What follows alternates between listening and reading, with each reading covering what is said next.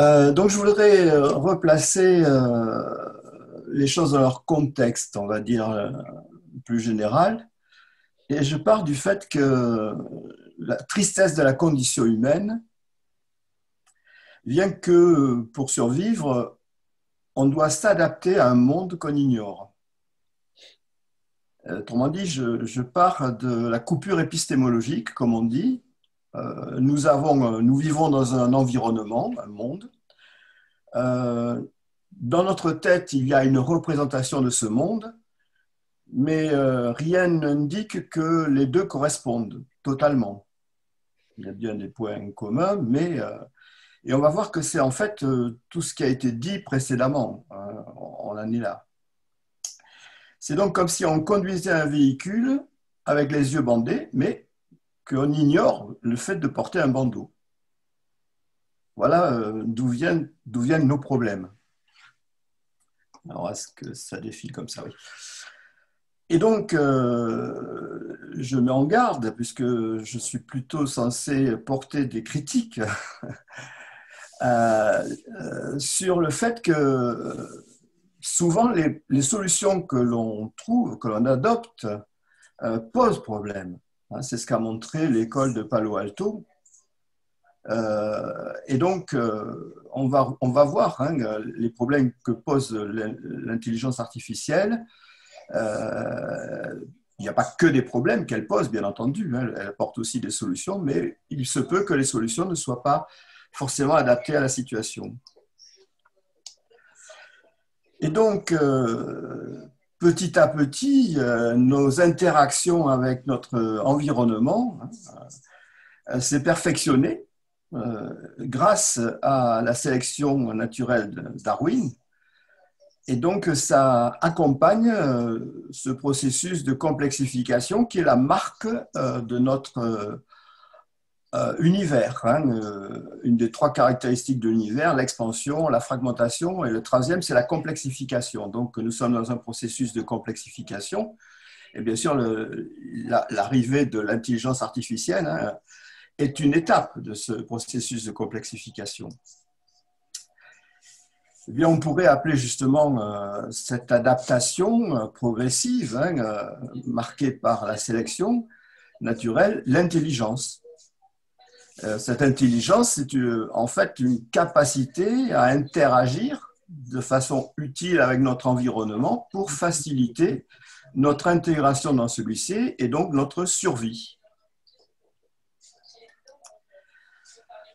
Alors, je viens d'employer le mot intelligence, mais en psychologie, on nous apprend que c'est une notion qui est très difficile à définir, même si chacun a une petite idée, je l'ai déjà évoqué, l'idée d'adaptation. Donc, on se dit que c'est notre capacité d'adaptation, mais ce n'est pas si simple que ça en psychologie. Alors, un petit clin d'œil, un de ceux qui a précisé justement les mesures de l'intelligence, Alfred Binet, le psychologue, dit l'intelligence c'est ce que mesurent mes tests, ce qui est un moyen, ce qui est un moyen effectivement de ne pas répondre à la question. Il y a d'ailleurs de nombreuses définitions ou déclinaisons en fait de la notion d'intelligence. Par exemple, Howard Gardner qui a distingué 8 formes: linguistique, logico-mathématique, spatiale, interpersonnelle, corporelle, kinesthésique, musicale, naturaliste, existentielle ou spirituelle. Je n'ai pas coupé. De même, Robert Sternberg a ainsi proposé une théorie triarchique, analytique, intelligence créative et pratique. Bon, il y en a d'autres. Peter Koesternbaum aussi, qui défend l'idée encore d'une intelligence multiple. C'est pour ça qu'il y a une différence souvent, et ça a été déjà signalé par mes prédécesseurs, entre l'intelligence artificielle et l'intelligence humaine. Parce que l'intelligence artificielle n'arrive pas au degré de multiplicité de l'intelligence humaine. Tony Buzan, vous savez, c'est celui qui a fait les cartes heuristiques, les MapMind, a ajouté aussi l'intelligence sexuelle. Et puis, on parle aussi d'intelligence émotionnelle pour Goldman ou d'intelligence sociale. Vous voyez que la notion d'intelligence est une notion qui est très difficile à définir. C'est pour ça que, on va le voir, l'intelligence artificielle cherche à imiter, mais comment imiter ces intelligences aussi multiples et variées. En 1997, pourtant, il faut bien quand même que je donne une définition, les experts se sont accordés sur une définition qui est l'intelligence est une capacité très générale, on comprend donc que ça découle de ce qu'on vient de dire, c'est très général l'intelligence, qui implique l'aptitude à raisonner, planifier, résoudre les problèmes, penser de manière abstraite, comprendre des idées complexes et apprendre de l'expérience. Vous voyez qu'on retrouve un petit peu tout ce qui a illustré ou été illustré par les exposés précédents. Alors, Spearman avait, un bon statisticien, défini un facteur G. Ça découlait de ce qu'on appelle des analyses factorielles. On appelle ça aussi en statistique des analyses de données. Et dans les exposés, là aussi, ça n'a pas été dit toujours comme ça, mais ça représentait souvent cela. Il a donc défini, il est résulté, disons, de ces analyses factorielles, un facteur qui était commun aux activités mentales, qu'il a appelé le facteur G. Et donc, ce facteur G, il a été approfondi ensuite par Cattell, Horn et Carroll pour donner la théorie CHC, qui a servi de base à l'élaboration des tests psychométriques qu'on appelle les tests QI.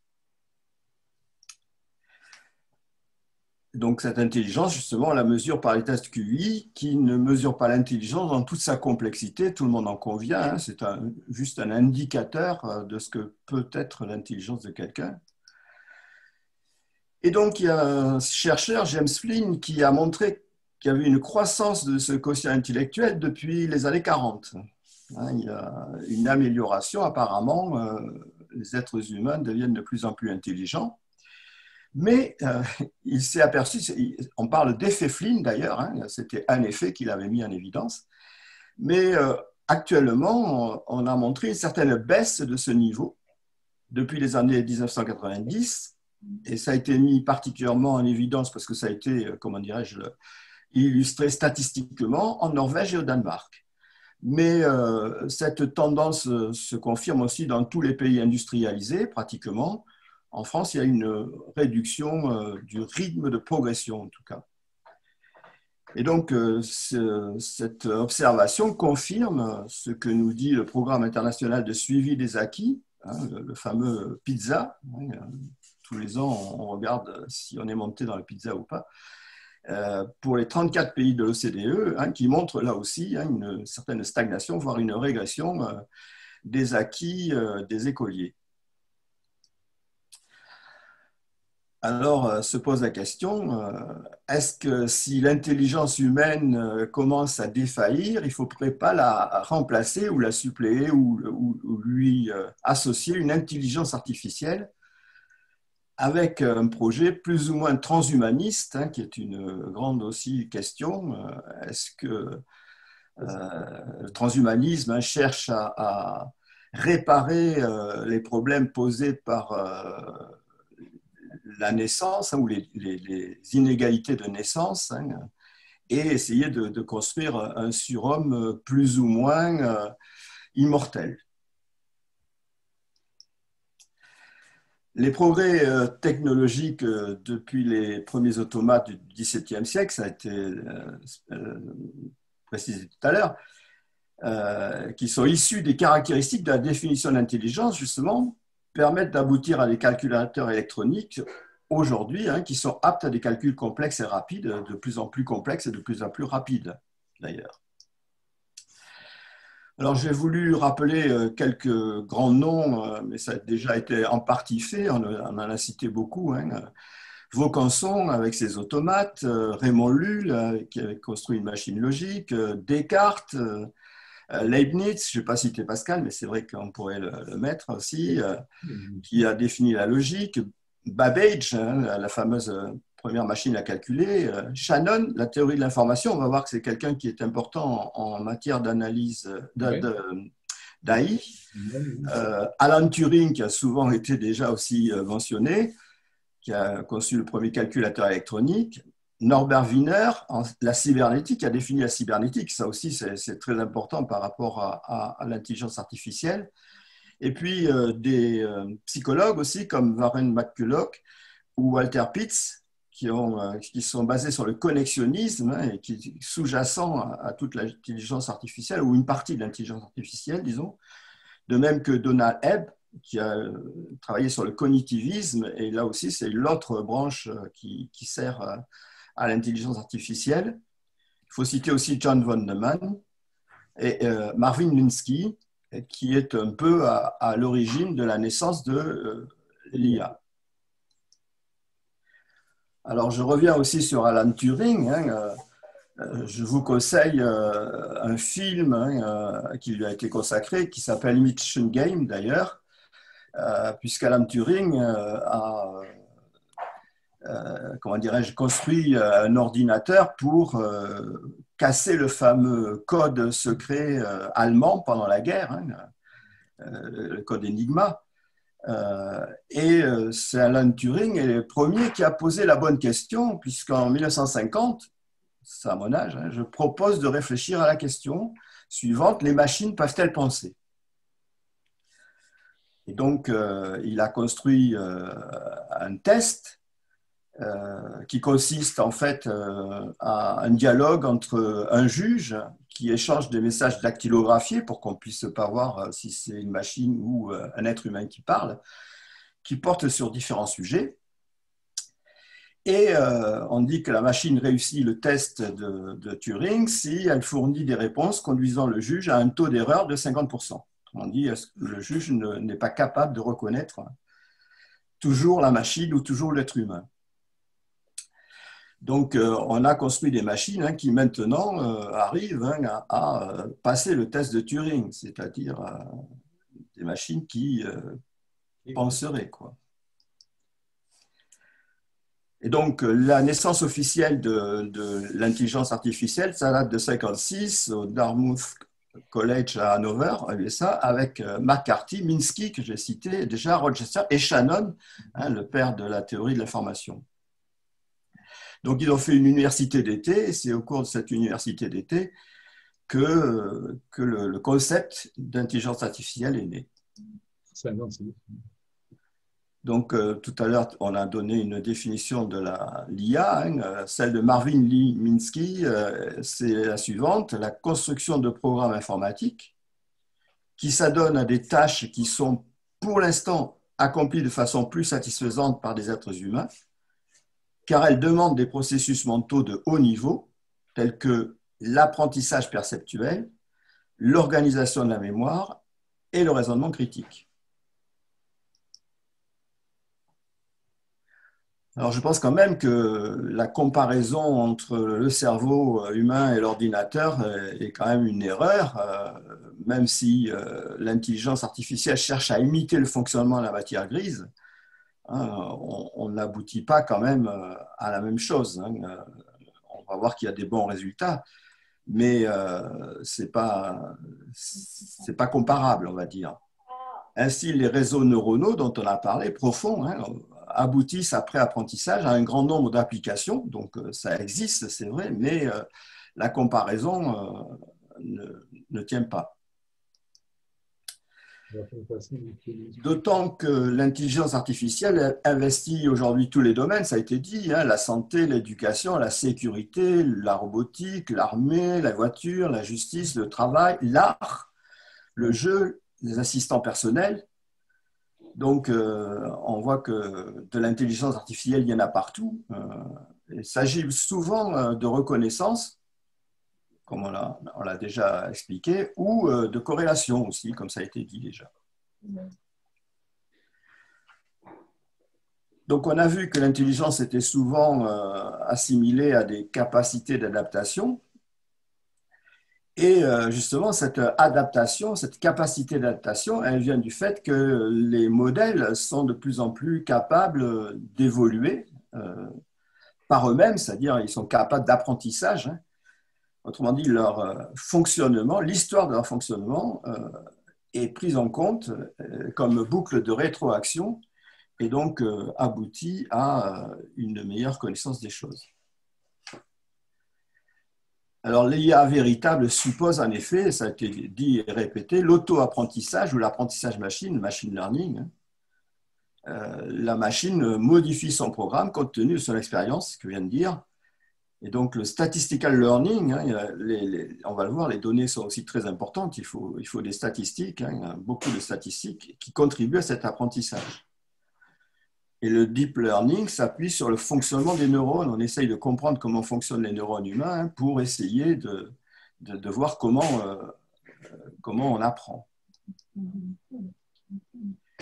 Alors, une remarque d'Olivier Passé, je vous la lis. Il faut d'abord démystifier le mot intelligence. Dans ce cas-là, hein, il ne s'agit pas pour l'heure de bâtir des intelligences complètes, autonomes, dotées de conscience et de créativité. Et il est vrai qu'aujourd'hui, hein, certains chercheurs ont montré en biologie que la conscience elle aurait un côté matériel, auquel cas, c'est vrai qu'on pourrait peut-être trouver des machines capables de reproduire ce côté matériel de la conscience. Le deep learning est trompeur à ce propos. Hein, quand on parle de deep learning, il laisse entrevoir des machines qui, par l'apprentissage et la sélection, évolueraient et seraient capables de déployer des schémas de pensée heuristiques. Ce n'est pas le cas, dit-il. L'intelligence artificielle, c'est d'abord une rationalité artificielle qui optimise la résolution de problèmes complexes sur un mode logico-déductif dans des champs bien délimités, et c'est surtout ça hein, qu'il faut comprendre, et qui va là où l'intelligence humaine souhaite la faire aller. On dit, elle est quand même toujours décidée par l'intelligence humaine. C'est du plagiat d'intelligence, hyper efficace, certes. Mais ça n'est pas. Donc, j'en conclus que l'IA serait peut-être surtout un concept marketing. Et donc, ce concept, comme tout progrès, fascine les uns et angoisse les autres. Ça a été déjà dit, hein, le terme de fascination a été employé. Il ne faut pas se mentir, bien entendu, le traitement numérique est parfois supérieur au traitement humain, même si l'intelligence dont il fait preuve est loin d'atteindre l'intelligence humaine. Et donc, j'en veux pour preuve que pour mesurer la performance de la machine, on l'a confrontée à des hommes, et notamment dans le cadre de jeux. Mais vous voyez qu'on est dans des domaines toujours limités, précis. Et elle a gagné au backgammon en 79, aux échecs en 97, à Jeopardy hein, en 2011, au jeu de Go, ça a été dit en 2016, au poker en 2017. Autrement dit, les machines sont quand même supérieures aux hommes dans des domaines précis et particuliers. Et c'est aussi angoissant parce que la question qui se pose, c'est quelle est la part de l'humain dans la décision? Est-ce qu'un jour la machine ne décidera pas à sa place?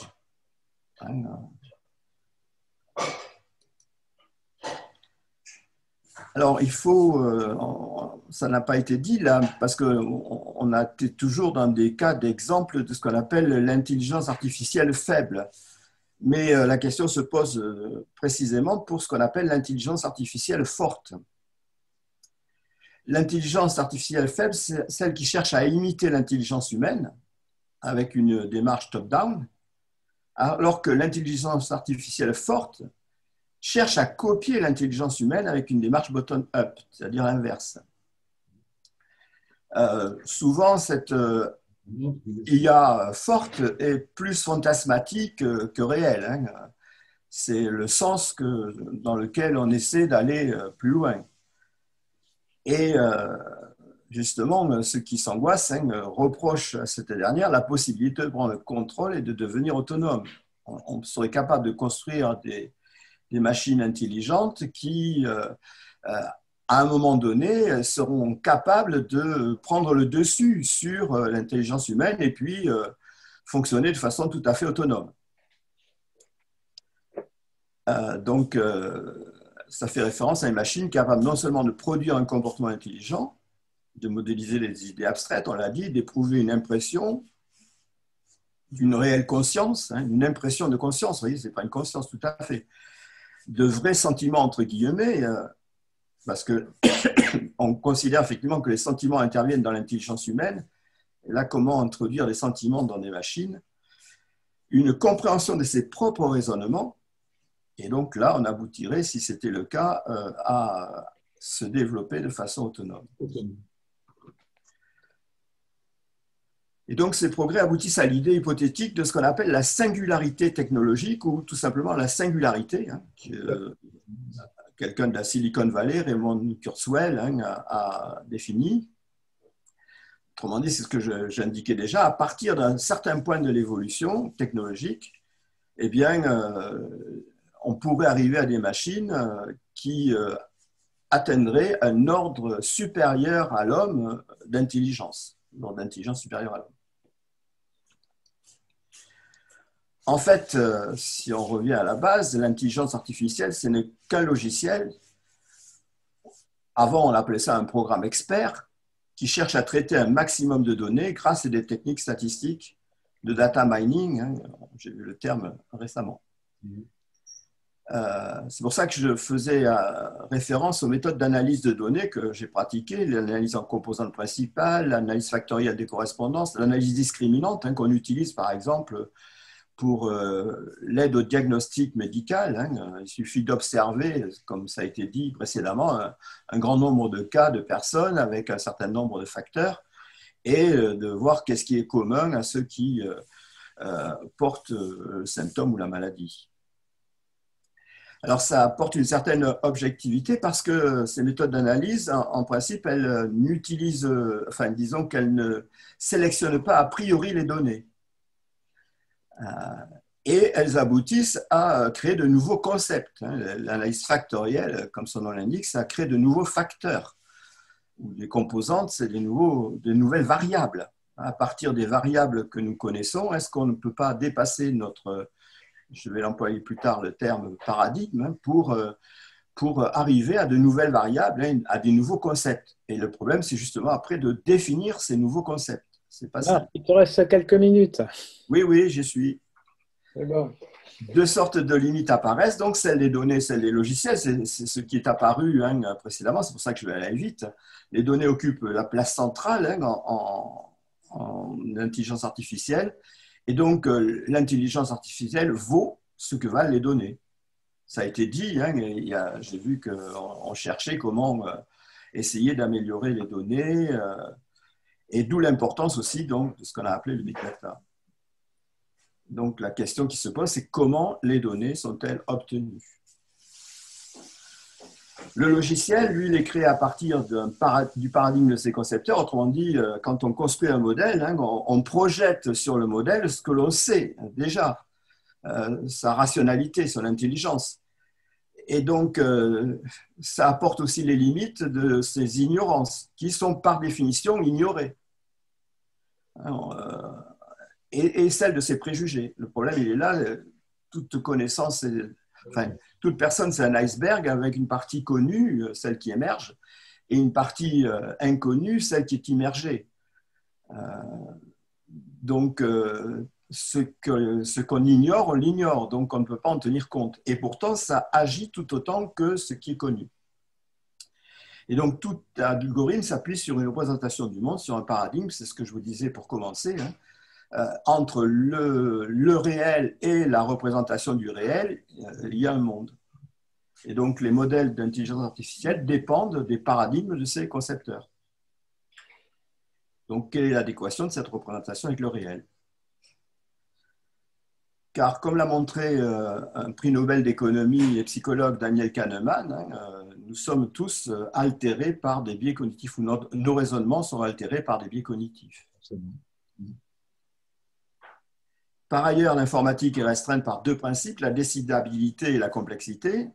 Selon Gödel et Turing, la décidabilité, c'est que pour des problèmes donnés, il n'existe aucune suite d'opérations finies permettant de les résoudre. Les mathématiques ne peuvent pas se déduire des mathématiques. La complexité est que même s'il existe un algorithme, le temps d'élucidation risque de prendre un temps rédhibitoire. Alors c'est vrai qu'on travaille à des ordinateurs qui vont de plus en plus vite, hein, mais ce n'est pas toujours parfait. C'est pour ça qu'en fait, on fait comme le fait l'être humain, étant donné que la démarche algorithmique, c'est-à-dire la démarche rationnelle, est longue, fastidieuse, etc. Bien, pour contourner ces obstacles, on va avoir recours à une démarche heuristique, c'est-à-dire qu'on va simplifier le problème. Et bien entendu, si on simplifie le problème, on ne prend pas en compte toutes les données, ce qui fait que le résultat n'est pas toujours correct. Alors après, au-delà des imperfections, il y a un autre risque, c'est la malfaisance des objectifs d'utilisation. Emmanuel Kant l'avait dit, la vertu c'est bien, mais ça peut aussi bien servir le bien que le mal. Et donc, on redoute, par exemple, le malware, des malwares adaptés, du phishing ciblé, du détournement de robots, la création fake news, l'anonymat, l'usurpation de l'identité vocale, l'apparition d'armes autonomes, les cyberattaques des systèmes informatiques, l'immixtion dans la vie privée, des influences politiques et commerciales. Alors, les menaces graves, moyennes gravité et intenses, je passe parce que justement je les ai mises pour que ceux qui liseront le PowerPoint les retrouvent. Hein. Enfin, je reviens sur l'idée que l'intelligence artificielle aussi entretient des liens avec le courant du transhumanisme, hein, ce qui amène à des lanceurs d'alerte. Ils sont nombreux, l'Université d'Oxford, l'Alliance OpenAI, le Centre pour l'étude des risques existentiels, l'EFF, la CNIL, le Sénat, le rapport européen du CESE, l'OPE-CST, Stephen Hawking, Bill Gates et Elon Musk ont mis en garde contre justement cette intelligence artificielle forte notamment. Le CESE aussi pointe du doigt 11 domaines où il faut définir un cadre, l'éthique, la sécurité, la vie privée, la transparence et l'obligation de rendre des comptes, le travail, l'éducation et les compétences, inégalité et inclusion, législation réglementaire, gouvernance, démocratie, guerre, superintelligence. Donc il y a beaucoup de domaines où il faut un peu d'éthique. Alors ça a été dit aussi, les risques sur l'emploi, mais en fait, ce sont surtout les tâches les plus simples qui risquent de disparaître. Et en fait, peu de tâches humaines peuvent être remplies à 100% par la machine, ce que montrait le tableau que vous nous avez présenté. L'évolution diminue l'importance humaine, mais on n'arrive pas à 100%. Et donc, il faut revoir aussi l'instruction. Ça a été dit par Hubert au début. Il faut que les gens prennent en compte l'intelligence artificielle et qu'ils l'intègrent dans leurs connaissances et leur comportement et qu'ils comprennent aussi quelles sont les conséquences. Donc, ça aboutit, ces critiques, à l'édification d'une éthique dont l'ébauche réside dans ce qu'on a appelé les 23 principes d'Asilomar. Asilomar est une ville américaine où ils s'étaient réunis. Et donc, ces 23 principes ont tous obtenu au moins 90% d'approbation de la part des spécialistes présents. Donc, j'ai mis la liste là aussi pour qu'on puisse la lire, mais je ne vais pas citer les 23. Oui. Ça serait un peu long. Ces 23 principes ne sont pas sans rappeler les fameuses lois de la robotique qui a été créées par l'écrivain Isaac Asimov, qui est un maître de la science-fiction dans les années 40. Donc là aussi, je vous laisse lire. Donc j'en arrive à un peu la conclusion. Reste à savoir si ces 23 principes seront suivis par les concepteurs concernés afin d'éviter les scénarios catastrophes liés à l'émergence des intelligences artificielles. Un thème qui est particulièrement porteur dans la fiction, bien sûr. Et je voudrais, pour terminer presque, dire que l'intelligence artificielle ou les intelligences artificielles ne doivent pas être considérées isolément, puisqu'on a vu qu'il y a tout un tas d'applications. Il faut aussi prendre du recul et voir ce que ça signifie de façon globale. Autrement dit, il ne faut pas oublier que le tout est plus que la somme des parties, comme le veut l'approche systémique.